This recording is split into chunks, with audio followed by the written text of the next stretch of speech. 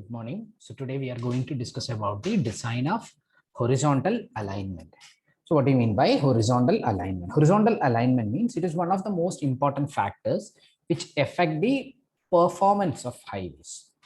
How it is affecting the performance of highways is it will affect the speed of the highway, or it will affect the design of speed at which vehicle need to be moving on the highway, and speed will in turn result on highway capacity. Okay, so from considering the aspects of safety as well as comfort, design of horizontal alignment is very much important. Now we have to see what are the different horizontal alignment design factors. Okay, so coming to the design factors of horizontal alignment.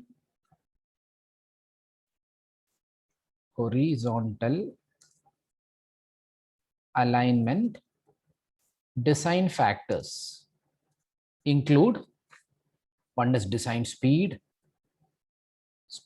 then radius of circular curve, then type and length of transition curve.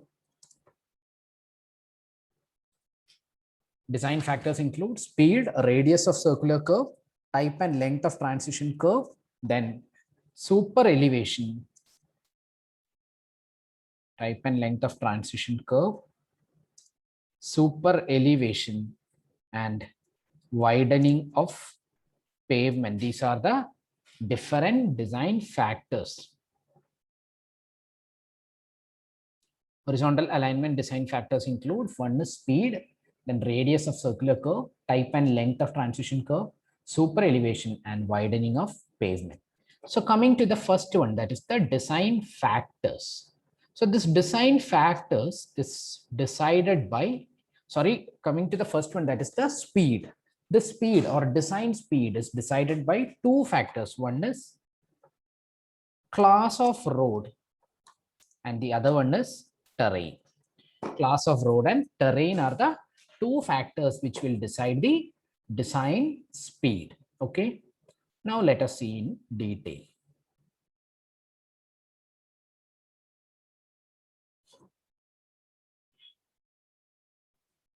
Okay, so here it is written, horizontal alignment means it is one of the most important factors that influence the efficiency and safety of highway.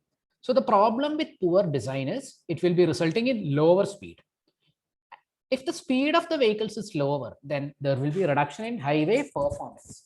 A reduction in highway performance can be said as, it can be a combination of both the aspects of safety as well as comfort. Okay, and the cost of vehicle operation will be increased and the highway capacity will be reduced. These are some problems. Okay, so we have seen that one of the most important design factor governing horizontal alignment is the design speed, and I told that design speed is governed by terrain and the class of road. So what are the different terrain classification? According to Indian Road Congress, the terrain classification is made into different classes as shown below. One class is plain terrain. When will you call a terrain to be plain? When the cross slope is between 0 to 10%, you call the terrain as plain. When the cross slope is between 10 to 25, you call it as rolling terrain. When the cross slope is between 25 to 60, you call it as a mountainous terrain. And when the cross slope is greater than 60, you call it as steep terrain. So depending on the cross slope value, terrain is classified into plain, rolling, hilly or mountainous, and steep. You have to remember these values. Okay. Now I told that the design speed is decided by class of road as well as the terrain. Now, depending on the terrain and the class of road, the design speed as per IRC is given like this. For example, if the terrain is plain and the class of road, we have already discussed about the classes of road, right? There are 5 classes of roads: national highway, state highway, major district road, other district road, and village road. So depending on the class of road as well as the terrain, there are speed is designated as follows. For example, for national highways and state highways in plain terrain, the speed is 100 km/h. For major district road in rolling terrain, the design speed is 65 to 50 km per hour. Similarly, for all the classes of road corresponding to different terrain condition, we have the design speed specified as per the Indian Road Congress. Okay, so the first design factor is the design speed. Next one is the horizontal curve. What do you mean by horizontal curve? If the road requires a change in direction, okay, from the center line of the road, if the road requires a change in direction, we need to provide a curve to smoothen the change in direction. So when a vehicle is traversing a curve, okay, when the vehicle is traversing a curve, there will be the action of a centrifugal force outside acting horizontally. Okay, so the presence of horizontal curve will impart centrifugal force, which is acting outward on a vehicle negotiating it. So the centrifugal force will be depending on the speed and the radius of the horizontal curve. What is the speed of vehicle? And secondly, what is the radius of the horizontal curve? And it is counteracted by transverse friction between the tire and pavement surface. The force of friction will be acting outwards from the center, and this force of centrifugal force will be counteracted by a frictional force between the tire and pavement surface. Here you can observe this figure.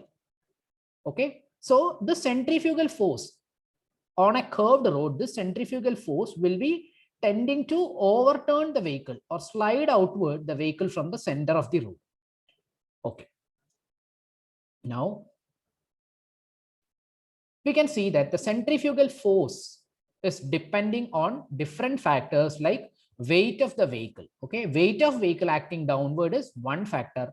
Then the reaction of the ground on the wheels is another factor. Then velocity with which vehicle is moving is another factor. So the centrifugal force can be given as P is equal to W V square by GR, where W is the weight of vehicle in kilogram, V is the speed of the vehicle in meter per second, G is the acceleration due to gravity, and R is the radius of the curve in meter. Okay, now from this expression, if you take W, if you take the ratio of P by W, the ratio P by W is known as centrifugal ratio or impact factor. Note down this name, it is known as centrifugal ratio or impact factor. Okay, so the centrifugal force will be having two effects. Centrifugal force, when a vehicle is negotiating a curve, will be trying to draw or pull the vehicle inwards. So this centrifugal force will be having two effects. One is it will have a tendency to overturn the vehicle. And secondly, the tendency is to undergo transverse skidding. So these are the conditions. To follow safety, the condition should be B by 2H should be greater than V square by GR. So that is about the horizontal curve. Next one is super elevation. What do you mean by a super elevation? Super elevation is also known as cant or banking. At the horizontal curve, to counteract the centrifugal force, a transverse slope is provided. How this transverse slope is provided?